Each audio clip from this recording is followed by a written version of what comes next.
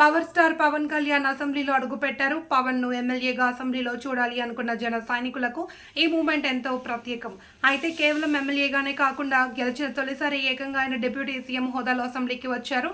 సభకు వచ్చిన పవన్ ను సీఎం చంద్రబాబు ఆత్మీయ ఆలింగనం చేసుకున్నారు. దీంతో జన సైనికులు రాష్ట్ర వ్యాప్తంగా సంబరాలు చేసుకుంటున్నారు.